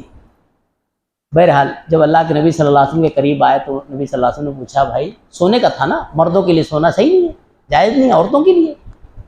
تو نبی صلی اللہ علیہ وسلم نے جب یہ دیکھا منظر تو پوچھا، بھائی کیا وجہ ہے، کیوں پہنے ہو؟ تو نبی کریم صلی اللہ علیہ وسلم سے صحابی جواب دیتے ہیں، اللہ کے نبی صلی اللہ علیہ وسلم مجھے بخار چڑھتا ہے، بار بار یہ پہن لیتا ہوں تو تھوڑا بخار میں افاقہ ہوتا ہے۔ مسلمانوں کے لیے بہت بڑا سبق ہے۔ کیا سبق ہے؟ یہ پہنتا ہوں تو افاقہ ہوتا ہے، مجھے جن ستاتا ہے، مجھے بھوت ستاتا ہے، کالا ڈورا پہنتا ہوں تو نہیں ستاتا ہے۔ وہی بات ہے، بچہ بہت روتا ہے، بیوی پہنا دو تو نہیں روتا ہے، وہی بات ہے۔ کیا کہتے ہیں وہ؟ بخار ہوتا ہے پہنتا ہوں تو تھوڑا افاقہ ہوتا ہے۔ اللہ کے نبی جناب محمد رسول اللہ صلی اللہ علیہ وسلم نے فرمایا، اے فلاں، اگر تمہارا اسی عالم میں انتقال ہو جائے، صحابی رسول سے رسول اللہ صلی اللہ علیہ وسلم کہہ رہے ہیں اگر انتقال ہو جائے تو تم جہنم میں جاؤ گے۔ کیوں؟ اب ذرا ہم وجہ تو ٹٹولیں، کیوں؟ کیونکہ صحابی کا ایمان کڑے پہ تھا، صحابی کا یقین کڑے پہ تھا کہ کڑا فائدہ مند اور نقصان دہ ہو رہا ہے، نقصان سے بچانے والا کڑا، فائدہ دینے والا کڑا۔ اللہ کے نبی صلی اللہ علیہ وسلم نے کہا کہ اگر ایسا ہی یقین، ایسا تیرا ایمان رہا تو پھر تو جہنم میں چلا جائے گا، نعوذ باللہ۔ پھر ہمارے اسلاف بھی تھے، آج کے مسلمانوں کے جیسا نہیں کہ ایک کان سے سن کے دوسرے کان سے اڑا دو، نہیں، آج کے جیسے مسلمانوں کی طرح نہیں کہ ہمارے مولوی کہیں گے تو قبول کریں گے۔ وہ مولوی چاہے قرآن کی حوالہ دے، حدیث کا حوالہ دے، اس سے ہمیں کوئی سروکار نہیں ہے، مولوی ہمارا کہے گا تو مانے۔ یہ امت کی حالت ہے۔ ایسے ہمارے صحابہ نہیں تھے، جب اللہ کی بات آتی تھی سر جھکا لیا، رسول اللہ کی بات آتی تھی من مانی نہیں کرتے تھے، سر جھک جاتا تھا۔ مطالعہ کرے تاریخ کا، صحابہ کرام مشہور صحابہ کرام، حضرت انس بھی ہیں۔ مدینے کے گلیوں میں کب بہتی تھی شراب جانتے ہیں؟ گلے سے قریب آ گئی تھی شراب، روایت پڑھیں، یہاں ایسے لے کر کھڑے تھے، جب ایک منادی نے آواز لگائی کہ اللہ کے نبی جناب محمد رسول اللہ صلی اللہ علیہ وسلم پر اللہ نے قرآن میں آیت نازل کی کہ شراب حرام ہے، تو یہاں تک آئی ہوئی شراب پھینکی صحابہ کرام نے۔ شراب جن کے مٹکے بھرے ہوئے تھے مدینے کے گلیوں میں بہ رہی تھی، کیونکہ اللہ کی بات تھی اور رسول اللہ نے منع کی صلی اللہ۔ یہ ہمارے اسلاف تھے، آج کے مسلمان نہیں، ہمارے مولوی کہیں گے تو مانیں۔ مجھے حیرت لگتی ہے، مولوی کہتے کیوں نہیں کہ سو مت تو سوتے نہیں، مولوی کہتے کیوں نہیں کھاؤ مت تو کھاتے نہیں۔ یہ سب چیز میں مولویت نہیں چلتی ہے، دین کے معاملے میں مولویت چلتی ہے۔ تھوڑا سوچنا چاہیے مسلمانوں کو، سبق لینا چاہیے۔ کیا معلوم کتنا بھی بڑا مولوی ہو، کتنا بھی بڑا خاندانی ہو، کہاں تک پہنچتا ہے؟ بولو کہاں تک پہنچتا ہے؟ 3/6 تک آئے گا کوئی مولوی ساتھ میں۔ مسلمانوں کے لیے بہت بڑا سبق ہے، خاص طور سے ان لوگوں کے لیے جو آج آ کے مولوی امام کا حوالہ دیتے ہیں۔ جائیے کسی مولوی کو جتنی چاہت ہے بولیے آگے میرے ساتھ 2-3 گھنٹہ رہے، اس کے بعد نکل کے چلے جائیں۔ آئے گا کوئی مولوی؟ وہاں تو اکیلے جانا ہے تو اکیلے انتظام کریں۔ مولوی ہمارا تو وہیں تک آتا ہے، اس کے بعد چلا جاتا ہے۔ وہاں کے بعد ہمیں اللہ رب العالمین کے پاس سنگل جانا ہے، اپنے حالات سنگل بتانا ہے، ہمیں جواب سنگل دینا ہے۔ مولوی صاحب وہیں تک ہے، اس لیے مولوی صاحب کو مولوی صاحب تک رہنا۔ دین میں مولوی صاحب کو لے کے نہ چلیں، پنڈتائی ختم کرنا چاہیے مسلمانوں کو، ہر چیز مولوی صاحب کرے، ہر چیز مولوی صاحب کرے، نہیں، یہ ہمارے اسلام میں نہیں۔ بچہ پیدا ہوا تو نام رکھنے مولوی صاحب، بچہ جو ہے پڑھنے لگا تو مولوی صاحب، بچہ یہ کرا تو مولوی صاحب، شادی ہو رہی تو مولوی صاحب، نہیں، یہ ہمارے اسلام نے تحقیق کیجئے، پڑھیے، جتنی ضروریات زندگی آپ کو سیکھنا ہے، خاص طور سے توحید کی تعلیم لینا ہے، شرک سے بچنا ہے۔ شرک کی تعلیم ضروری ہے، اس میں مولوی کرے تو جہنم میں پہنچ جائیں گے اگر شرک کی حالت میں مر گئے، توبہ کی توفیق نہ ملے۔ ہمارے اسلاف تھے۔ कड़ा जैसे ही सुना था अल्लाह के नबी सल्लल्लाहु अलैहि वसल्लम से, जो भी अंगूठिया कड़े पहने थे फौरन निकाल कर फेंक दिए, फौरन। आज हम किसी को समझाएं, भाई देखिए नबी करीम सल्लल्लाहु अलैहि वसल्लम ने कहा है मन ताल्लक़ तमीमन फ़क़द अशरक, जिसने तमीमा लटकाया उसने शिरक किया। नबी सल्लल्लाहु अलैहि वसल्लम का हवाला दे रहे हैं, इसका हवाले दे रहे हैं नबी सल्लल्लाहु अलैहि वसल्लम का। ये लटकाना शिरक है, हमारी उम्मत है कि नहीं, हमें नबी की जरूरत नहीं है, नऊज़ बिल्लाह। सिर्फ नबी का ढिंढोरा है, हम चाहने वाले और ये और वो, नबी की मानने वाले नहीं। नबी की मानने वाले तो साफ उसी जगह पे निकाल के फेंके, कोई नुकसान नहीं। और अफसोस तो होता है अहले तौहीद पे। कुछ लोग अहले तौहीद है, बहुत अल्हम्दुलिल्लाह, तारीफ अल्लाह की, लेकिन देखिए जो है शौहर तौहीद वाला है, बीवी जो है शिरक में मुब्तला है, कहता इख्तियार नहीं है कि रोक देवे बीवी को। शौहर तौहीद वाला है, बीवी भी तौहीद वाली है, माँ बाप तौहीद परस्त है, बेटा शिरक के अड्डे पर जा रहा है, पैसे देकर भिजवाया जा रहा है, खुशी मनाई जा रही है, तौफीक नहीं है रोकने की, जिम्मेदारी नहीं है।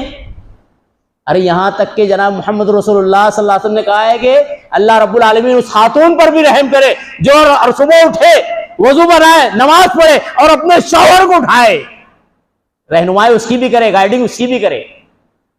बात समझ रहे? जहां शौहर की जिम्मेदारी है वहां बीवी की भी जिम्मेदारी, जहां बाप की जिम्मेदारी है वहां माँ की भी जिम्मेदारी, जहां माँ की जिम्मेदारी है वहां बाप की भी जिम्मेदारी, जहां बीवी की जिम्मेदारी वहां शौहर की भी जिम्मेदारी। बहुत मोहतात रहना चाहिए। हम पास हो गए तो बस नहीं, हमें पास होने के साथ साथ हमारे नौनिहालों को भी देखना है, और ख़ास तौर से नौनिहालों की तरफ बहुत नज़र रखना है। अल्लाह कुरान में कहता है, ए लोगों अपने आप को और अपने अहलो अयाल को जहन्नम की आग से बचाओ। देखिए कितना अहम है मालूम, इसको हम समझ सकते मिसाल से। अल्लाह ना करे किसी महल्ले में आग लगी है, पूरे बड़े अफराद निकल गए घर से, बचा कौन है? एक छोटा बच्चा है, नादान। क्या बीतेगी माँ बाप पर? सोचे जरा सा, अपने आप को आग में झोंक देंगे बच्चे को निकालने के लिए, सही है ना? यही नहीं, सिर्फ माँ बाप नहीं, महल्ले वाले भी अपने आप को आग में झोंक देंगे ताकि बच्चे को सलामती से निकाले। ये दुनिया की आग है, इससे 69 दर्जा ज्यादा जहन्नम की आग के बारे में अल्लाह कहता है, ऐ लोगों अपने आप को, अपने अहलो अयाल को जहन्नम की आग से बचाओ। हमें इसका इंतजाम है कि नहीं है? हमने कभी उसका भी गौर किया है कि नहीं? बहुत मोहतात रहना चाहिए। साहबी रसूल ने कड़ा फेंक दिया। अब जब कड़ा फेंका तो दीगर जो साहबी थे कहते, भाई सोने का है, उठा लो, नहीं तुम्हारे काम, तुम्हारे घर में तुम्हारी बीवी, बहन, माँ, किसी को काम आ जाएगा। मालूम ये होता है सहाबी रसूल इशारा दे रहे हैं कि ये सोने का जो आइटम है, सोने का जो जेवर है, ये सिर्फ खवातीन से मुताल्लिक है, मर्दों के लिए नहीं है ना। लेकिन है, आज हमारे मर्दों में भी है, शौकिया अंगूठी पहनी जा रही है सोने की। अरे नहीं पहने रहा तो ले तो रहे हैं आप, लेने से पहले आप टोक क्यों नहीं रहे हैं? शादी के टाइम, मंगनी के टाइम, नहीं भाई मुझे सोना मत दीजिए अंगूठी, क्यों? मुझे पहनना नहीं तो आप दे क्यों रहे हैं? गैर शरई काम क्यों कर रहे हैं? बात समझ रहे हैं? ये भी होना चाहिए। आज तो कुछ है लड़कियों जैसा यहाँ लगा के पहने रहते हैं, कुछ तो ऐसे हैं जो चूड़ी को दूसरे अंदाज में, कुछ कपड़े में भी लड़कियों जैसा। मेरे को उस्ताद कहते थे, अब कहते हैं अल्लाह रहम करे उनके ऊपर, जिसको अपनी मर्दानगी पे शक होता है वो लड़की बनने की कोशिश करता है। बात समझ रहे हैं? और जो लड़की, जो खातून है, जिसे अपने खातून होने पे शक हो, ये मैं कह रहा हूं, वो लड़का बनने की कोशिश करती है। ना खातून लड़का बने, ना लड़का लड़की बने। बहरहाल साहबी जब उन्होंने कहा तो साहबी रसूल ने क्या जवाब दिया? देखो जो चीज़ मुझे जहन्नम में पहुंचाने वाली है, जो जहन्नम में पहुंचा सकती है, उसको मैं अपने घर बार वालों के वास्ते भी नहीं ले जाऊंगा, छोड़ देता हूं। ये हमारे असलाफ थे, जहाँ शिर्क की बात आई फौरन दूर हो गए, फौरन रुक गए, और जहाँ तौहीद की बात आई अपनी जान निछावर कर दिया। बिलाल मक्का की चिलचिलाती जो है रास्ते में मक्का की रेत पे क्यों पड़े रहते थे रज़ी अल्लाह अन्हु? क्या कहना था उनका? मक्का वालों का क्या कहना था? मक्का वाले कह रहे थे बिलाल तुम एक नहीं कई माबूद को मानो। हजरत बिलाल रज़ी अल्लाह अन्हु कह रहे थे मैं कई माबूद को नहीं मानता, एक को मानता हूं। مسلمان ہونے کے بعد بھی تیار نہیں ہے مسلمان ہونے کے لیے، پھر بھی تیار نہیں ہے کہ ایک ہی معبود کو مانو۔ یہ ہے تو روزی دینے والا، یہ ہے تو مشکل سے بچانے والا، یہ ہے تو اولاد دینے والا، یہ ہے تو روزی میں برکت دینے والا، یہ ہے تو آفت بچانے والا، ہر ایک استھان پہ ایک ایک بیٹھے ہوئے ہیں۔ پھر اللہ رب العالمین کی کیا پاور ہے؟ آدمی غور تو کرے، آدمی سوچے تو صحیح۔ ہمارے یہاں دیکھیے معاشرے میں اگر نکاح ہوتا ہے، ابھی 2-1 سال تو اب با دل خواستہ ہی یقین کیا جاتا ہوگا اللہ، مجھے ایسا سمجھ میں آتا ہے، حقیقت میں یقین نہیں ہوگا ایسے لوگوں کا۔ 2-4 سال ہوا نہیں کہ چلے ایک نانی آئی، مامی آئی، سامنے سے خالہ آئی، بہکا دی، ارے دیکھو کیسا ہے نا، 3 سال ہو گیا نا، نہیں ہوئی نا اولاد، جاؤ فلاں جگہ چلے، خالہ کی بات میں آگے، نانی کی بات میں آگے چلے۔ اللہ پر یقین ہے؟ شیطان تو یہ چاہتا ہی ہے کہ بندے کو میں اللہ کی بندگی سے ہٹا کے غیر اللہ کی پرستش میں لگا دوں، اور وہ خالہ نانی کی شکل میں آ کے بہکا دیتا ہے، پھر بندہ چلا جاتا ہے، اور ایک بار جاتا ہے۔ اب دیکھ لیجئے، آپ غور کریں، ایک حدیث سے اس کو جو ہے جائزہ لیتے ہیں۔ جب بندے کے اللہ رب العالمین کوئی نعمت دینا چاہتا ہے نا، اگر وہ نعمت 4 سال کے بعد ہے، 5 سال کے بعد ہے، 7 سال کے بعد ہے، تو جب ہی ملے گی، جب ہی ملے گی، چاہے وہ 7 سال تک کے کتنا بھی در بھٹک لے ہوئے، نہیں ملنی ہے تو نہیں ملنی ہے۔ شیطان بھی بڑا ہوشیار ہے، چالاک ہے، یہ 7 سال تک 6 سال تک خالہ کو نہیں بھیجتا ہے۔ کب بھیجتا ہے معلوم؟ 7ویں سال بھیجتا ہے۔ کب بھیجتا ہے؟ 7 سال تک نہیں بھیجتا ہے، 7ویں سال۔ اب جب اس کو معلوم ہونا، اب شیطان کو معلوم ہوتا ہے، معلوم کیسے معلوم ہے؟ اللہ رب العالمین نے جو ستارے بنائے ہیں نا، اس لیے بنائے ہیں۔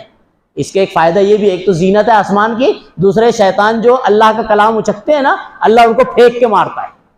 وہ جو ستارہ ٹوٹتا ہوا دکھتا ہے نا، اس میں بھی امت کی دعا کر لو، ارے اللہ رب العالمین شیطان کو پھینک رہا ہے، مار رہا ہے، اور تم دعا مانگ رہے ہو اللہ سے مانگ رہے ہو، شیطان سے مانگ رہے ہو۔ بہرحال تو یہ شیطان یہ چکتے ہیں یہاں سے، اب یہ اچک لیتا ہے، یہ ایسے لوگوں کے پاس آ کے بول دیتے ہیں، اس کو کاہن کہتے ہیں، اس کو نجومی کہتے ہیں، شریعت میں اس کو کیا بتایا گیا؟ ایسے لوگوں کو کاہن نجومی، ان کے پاس آگے کان میں پھونک دیتے ہیں، ارے فلاں کو اب اولاد ہونے والی، اب وہ خالہ شیطان بن کے آئی ہے، اس کو سمجھاتی ہے فلاں جگہ چل، اولاد تو طے اللہ نے کر دی ہے، اب یہ فلاں جگہ پہنچی اور اللہ رب العالمین نے نواز دیا، اب ساری زندگی آدمی سر پٹک لے ہوئے، کتنی بھی دلیل دے دے ہوئے، ذہن میں شیطان نے بیٹھا لیا ہے کہ میں 7 سال تک کے نعوذ باللہ، غالباً آدمی یہ عمل سے کیا اشارہ دیتا ہے معلوم ہے؟ نعوذ باللہ ثم نعوذ باللہ، اگر اس کو مسلمان کرتا ہو تو توبہ آج سے کر لے ہوئے، کیا عملاً کیا بتا رہے معلوم؟ نعوذ باللہ کہ اللہ قادر نہیں ہے، اللہ 7 سال تک نہیں دے پایا، میں ایک مرتبہ گئی یہاں پر تو اس نے دے دیا۔ کون زیادہ طاقتور ہے؟ کیا ایمان، کیا عمل بتا رہا ہے؟ یعنی یہ کہ تمہارا ایمان اس پر زیادہ ہے، یہ زیادہ قادر ہے، نعوذ باللہ۔ اب بات رہ گئی بھائی وہی اللہ ہی نے دی، وہ تو صرف دعا کرنے کے لیے ہے۔ تھوڑا سا ایک مسئلہ اور سمجھ لیں، آپ ایک حدیث کا مطالعہ کریں گے تو آپ کو ملے گا، بخاری مسلم کی ایک حدیث ہے، نبی کریم صلی اللہ علیہ وسلم فرماتے ہیں کہ ساری مخلوق صرف انسان نہیں، جنات، دیگر مخلوقات، ساری مخلوق ایک جگہ جمع ہو جائے، بہت مشہور حدیث ہے، تھوڑا مطلب سمجھیں، ایک جگہ جمع ہو جائے اور سب لوگ اللہ سے مطالبہ کریں، جتنی بڑی طلب ہو مانگ لے، جتنی بڑی بات سمجھ رہے ہیں، اللہ سب کا مطالبہ پورا کر دے۔ اللہ کے خزانے میں اتنا بھی فرق نہیں پڑتا کہ ایک کوئی سمندر میں ایک سوئی ڈال کے نکالے تو جو ایک قطرہ کم ہو جاتا ہے، اللہ کے خزانے میں مشہور روایت ہے نا، اتنا بھی فرق نہیں پڑتا۔ اس معنی کو تھوڑا دوسری طرح سے تو سمجھے، اللہ رب العالمین بیک وقت ایک نہیں، 2 نہیں، صرف انسان نہیں، صرف جنات نہیں، پوری مخلوق کی بیک وقت سنتا ہے۔ بات سمجھ رہے ہیں؟ پوری مخلوق کی بیک وقت، اور یہی نہیں، آپ حدیث کا مطالعہ کریں، اگر کوئی کالی چیونٹی زمین کے نیچے دبی ہوئی کالے پہاڑ میں چلتی ہے تو میرا رب العالمین ہے، میں جس کی توحید کا اقرار کرتا ہوں، اعلان کرتا ہوں، جس کے ساتھ شرک نہیں کرتا ہوں، وہ کہتا ہے کہ میں اس کی پیر کے دھڑک کی آواز کو بھی سنتا ہوں۔ یہ میرا رب العالمین ہے، لا شریک لہ، اس کا کوئی شریک نہیں، پروردگار ہے وہ، ساری کائنات کا خالق و مالک مدبر ہے وہ. بات سمجھ رہے ہیں؟ اب اس حدیث کو سوچیں تھوڑی دیر کے لیے. یہ جناب کے پاس خالہ لے کر پہنچی ہے، خالہ لے کے، نانی لے کے پہنچی ہے. یہ سننے کی طاقت رکھتے ہیں. اللہ قرآن میں کہتا ہے اِنَّكَ لَا تُسْمِعُ الْمَوْتَى، اے نبی صلی اللہ علیہ وسلم آپ مردوں کو نہیں سنا سکتے، اتنا ہی سناؤ گے جتنا اللہ سنانا چاہتا ہے. حدیث میں وضاحت ہے انسان مرے ہوئے کو نہیں سنا سکتا. اگر سن بھی لے تو تمہارا جواب کون کہہ رہا ہے؟ اللہ کہہ رہا ہے یہ جواب نہیں دیتے. تم سنا کیوں رہے ہو جب جواب نہیں دیتے؟ جواب آنا ہی نہیں ہے تو تم سنا کیوں رہے ہو؟ دعا کرنا ہے تو گھر پہ بیٹھ کے کریں. ان کے حق میں دعا کرنا ہے نا، گھر پہ بیٹھ کے کریں. وہاں کیوں جا رہے؟ اچھا جانا ہی ہے تو قبرستان جائیے، مخصوص کیوں جا رہے ہیں؟ مراد ہستی ہے. بات سمجھ میں آ گئی؟ بہرحال اب دیکھ لیجئے، ایک بندہ ہے کتنا بھی مائنڈیڈ، دنیا بولتے ہیں نا مائنڈیڈ آدمی بہت زیادہ مائنڈیڈ ہے تو ایک سے دو لوگ کی سن لیتا ہے چار. کتنا بھی اللہ والا، ڈھونڈ لیجئے کسی اللہ والے کو، کتنا بھی اللہ والا ہو، اس کی زندگی میں کتنے لوگوں کی سنتا ہے؟ ہاتھ بولو، اٹھا کے بولو بھائی کوئی اللہ والا ہے، کوئی اللہ والا ہے، بڑا مائنڈیڈ ہے، بڑا دیندار ہے، ایک وقت میں کتنے انسان کی سنے گا؟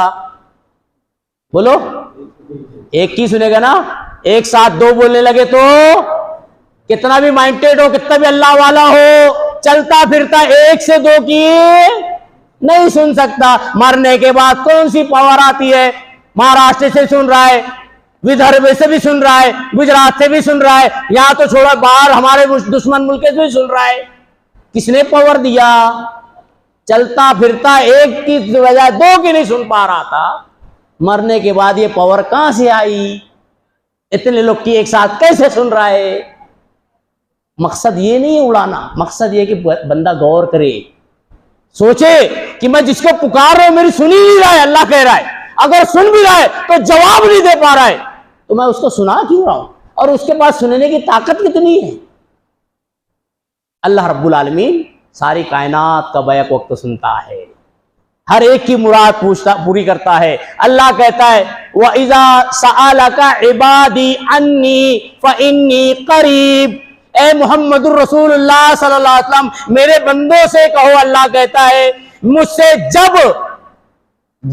جب سمجھتے جب مطلب آدمی جس وقت بھی، رات میں 2 بجے، رات میں 5 بجے، صبح سویرے، دوپہر میں، کبھی بھی وَإِذَا سَأَلَكَ جب بھی مجھے بندہ پکارے، انی میرے بارے میں تجھ سے پوچھے، فَإِنِّي قریب میں قریب، اجیب دعوت الداعی اذا میں پکارنے والے کی پکار کو سنتا ہوں، اذا جب بھی دعانی مجھے پکارے. اللہ کہہ رہا ہے جب بھی بندہ پکارے میں اس کی پکار کو سنتا ہوں. ایک نقطہ اور بتا کے اپنی بات سمیٹتا ہوں. آج ہمارے معاشرے میں بھئی ہم بہت گنہگار ہیں، اسی لیے ہم جو ہے بجائے ڈائریکٹ اللہ کے مانگنے سے ان ولی اللہ کو بیچ میں لاتے ہیں، بس یہی مقصد، گنہگار. اللہ رب العالمین جو سب سے زیادہ گنہگار ہوتا ہے نا اس کی بھی سنتا ہے، سب سے زیادہ گنہگار. آپ سمجھ لیجئے دو دلیل سے معلوم پڑ جائے گا. ایک دلیل، ایک بندہ ہے اللہ رب العالمین جو ہے نبی کریم صلی اللہ علیہ وسلم کہتے ہیں صحرا میں اس کی اونٹنی گم گئی، اونٹنی کے اوپر کھانا پینا سب، کھانا پانی سب لدا تھا.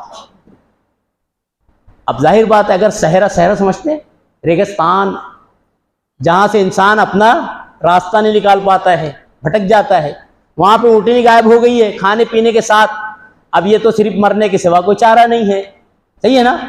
اب اتفاقاً اس کو اونٹنی مل جاتی ہے، اس کو اونٹنی مل جاتی ہے.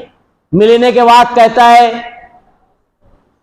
میں تیرا رب تو میرا بندہ. اس سے بڑا گناہ ہو سکتا ہی نہیں ہو سکتا ہے، نہیں نا.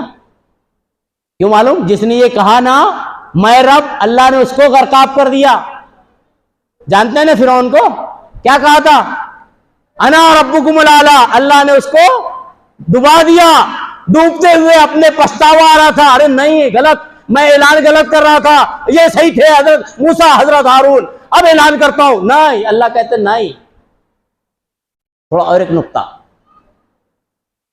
حضرت موسیٰ و ہارون علیہ السلام جب فرعون کے پاس گئے تھے تو فرعون نے کیا کیا تھا پتہ ہے؟ اپنے وقت کے سب سے بڑے بڑے ماہرین جادوگروں کو بلایا تھا اور کیا کہا تھا؟ بڑے بڑے انعامات دوں گا. قرآن کا مطالعہ کریں, جادوگروں نے کیا کہا تھا؟ قرآن نقل کرتا ہے اِنَّا لَنَا لَأَجْرًا إِن كُنَّا نَحْنُ الْغَالِبِينَ. جملہ پڑھیے, غور کیجئے. جادوگر لوگ فرعون سے, اس سے فرعون سے مطالبہ کر رہے تھے داد و دہش کا, انعامات کا. کہہ رہے تھے کہ اگر ہم موسیٰ و ہارون علیہ السلام پر جیت گئے تو انعام و اکرام سے نوازا جائے گا, ملے گا انعام. فرعون نے کہا بہت انعام دوں گا. ٹھیک ہے. اب اس کے بعد اللہ رب العالمین نے حضرت موسیٰ علیہ السلام سے کہا تھا کہ اے موسیٰ تو اپنا عصا ڈال دے. قرآن کا مطالعہ کرے. حضرت موسیٰ علیہ السلام نے جب عصا ڈالا ایک بڑا اژدہا بنا, تمام ان کے جادوگروں کے سانپ کو نگل گیا. تو اس وقت جتنے جادوگر تھے سب نے کیا کہا تھا؟ کیا کہا تھا؟ آمنا, ہم رب العالمین پر ایمان لائے. سب نے کہا تھا نا. اب جب سب نے کہا, یہ جادوگروں نے, کہ ہم رب العالمین پر ایمان لائے, تو فرعون نے کیا دھمکی دیا؟ میری اجازت کے بغیر ایمان لائے ہو, میں تمہارا ہاتھ اور پیر کٹوا دوں گا. ایک ہاتھ ایک پیر, بغیر میری اجازت کے ایمان لا رہے ہو. جادوگروں نے جو تھوڑی دیر پہلے کہہ رہے تھے کچھ انعام ملے گا, فرعون سے مطالبہ کر رہے تھے, اللہ کا ایمان آ گیا, اللہ کی توحید اندر آ گئی, یقین آ گیا, تو جملہ بن گیا فَقْضِ مَا أَنْتَ بِقَاضٍ. اے فرعون تجھے جو کرنا ہے کر, تجھے جو کرنا ہے کر. ہاتھ پیر کاٹتا ہے ہاتھ پیر کاٹ, مارتا ہے مار. فَقْضِ مَا أَنْتَ بِقَاضٍ إِنَّمَا تَقْضِي هَذِهِ الْحَيَاةِ الدُّنْيَا. تیرا بس اس دنیا تک چلے گا, آخرت میں نہیں چلے گا. اور ہم آخرت کے لیے رب العالمین پر ایمان لائیں. تو جب آدمی کا ایمان اپنے اندر بیٹھ جاتا ہے نا, اللہ کا یقین بیٹھ جاتا ہے نا, تو پھر دنیا کی طاقت اس کو کچھ کر نہیں سکتی ہے. بس شرط یہ ہے کہ ایمان ہمارے اسلاف صحابہ کرام جیسا ہونا چاہیے, توحید ویسی ہونا چاہیے جو ہمیں ہمارے اسلاف نے, صحابہ کرام نے بتائی ہے اور جناب محمد رسول اللہ صلی اللہ علیہ وسلم نے سکھائی ہے. اگر انشاءاللہ ویسی توحید رہی, ویسا ایمان رہا, اور ہمارا کوتاہی پہ بھی انتقال ہو جاتا ہے, تو انشاءاللہ اللہ رب العالمین اپنی رحمت سے ہمیں ضرور نجات دے دے گا, ہماری بخشش طے کر دے گا. لیکن اگر بہت اچھے عمل ہوں گے اور اگر ساتھ میں شرک ہوگا تو اللہ رب العالمین ہمیں معاف نہیں کر سکتا ہے. اللہ نے ڈکلیئر کیا قرآن میں. ایک حدیث سن لیجئے, بات آج کی سمیٹ لیتا ہوں. اللہ کے نبی صلی اللہ علیہ وسلم کہتے ہیں کہ قیامت کے دن 3 دفتر ہوں گے. کتنے دفتر؟ 3 دفتر. یہ نبی صلی اللہ علیہ وسلم کہہ رہے ہیں, مسلم شریف کے الفاظ, 3 مسند احمد کے الفاظ ہیں. 3 دفتر قیامت کے دن ہوں گے. دیوان, ایک ایسا دیوان ہوگا, ایسا دفتر ہوگا, لا یترک, چھوڑا نہیں جائے گا. دیوان لا یغفر, ایسا دفتر ہوگا معافی نہیں ہوگی. دیوان لا یأبى بہ, ایک ایسا دفتر ہوگا جس پہ اللہ رب العالمین دھیان نہیں دے گا, اب وہ اللہ کی رحمت پہ ہوگا.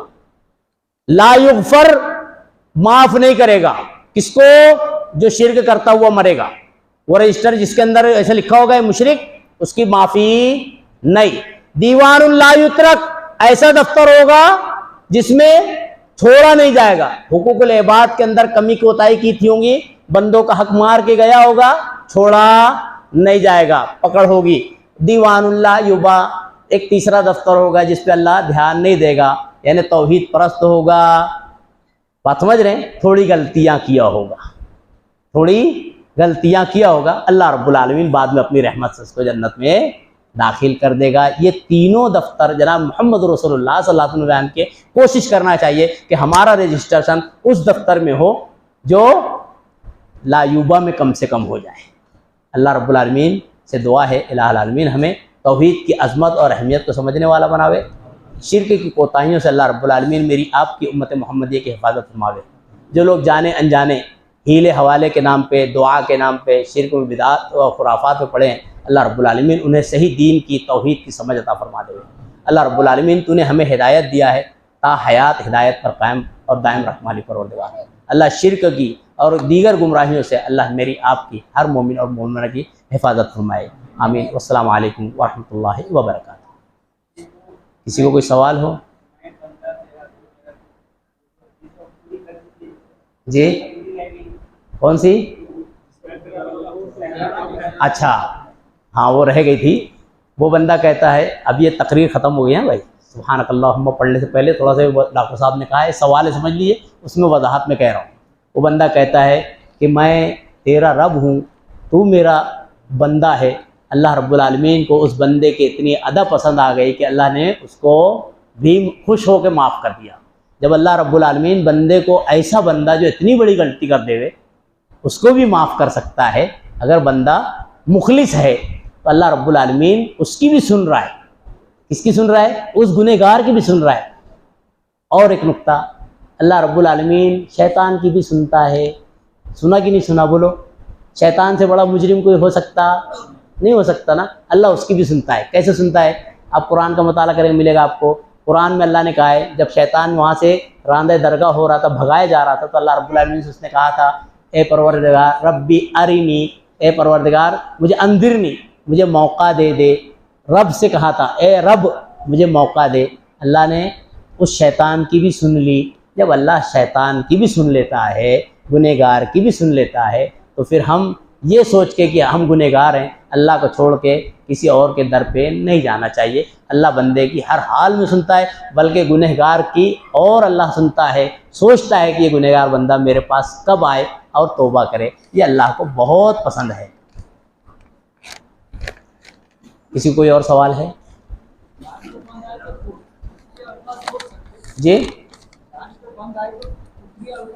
فمن اضطر غیر باغ ولا عاد فلا اثم علیہ۔ اللہ سورہ بقرہ میں، سورہ مائدہ میں کہتا ہے کہ سورہ بقرہ میں بھی، سورہ مائدہ میں بھی ہے، کوئی اگر سمجھ لیجئے 4 چیزیں اللہ نے حرام گردانی ہے، میتہ، دم مسفوح، مردار اور خنزیر کا گوشت۔ پھر اللہ کہتا ہے فمن اضطر، کوئی اگر ایسا مجبور ہو گیا ہے، غیر باغ ولا عاد، اس میں شرکسی اور بغاوت نہیں ہے، تو اس میں بقدر ضرورت استعمال کرنے میں کوئی حرج نہیں ہے۔ بات سمجھ رہے؟ تو اگر آپ کو یقین ہو گیا ہے کہ ایسی جگہ میں پھنسا ہوں، کوئی موب لنچنگ وغیرہ کر رہا ہے، آپ پھنس گئے ہیں اور سمجھتے ہیں کہ میں اگر زندہ رہا تو دین کی خدمت کروں گا، اللہ مجھ سے کام لے گا، امید ہے، تو دل پر اطمینان رکھتے ہوئے کہہ دیں، کوئی حرج نہیں انشاءاللہ۔ بات سمجھ رہے؟ ہاں وہ جو ہے نا، وہ تقوی کا ہے معاملہ، جتنا زیادہ تقوی ہوگا اتنا ہے۔ یہاں پہ ایک الگ مسئلہ ہے کہ بھائی اگر آپ سمجھتے ہیں کہ میں اللہ کے دین کو اور پھیلاؤں گا اس مقصد سے، اور یہ وقتیاں ہیں، تو آپ اس مقصد سے کہہ سکتے ہیں۔ اور اگر آپ کو یقین ہے کہ اب میں کر نہیں پاؤں گا دین، تو بہتر ہے کہ آپ ہے نا اکیلے نہ جائیں، لیکن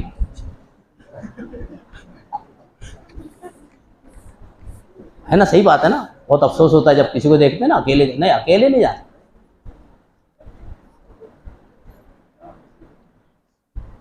اور کسی کا سوال ہے کسی کا؟ اگر نہیں ہے تو بھائی سبحانک اللہم و بحمدک اشہد ان لا الہ الا انت استغفرک و اتوب الیک۔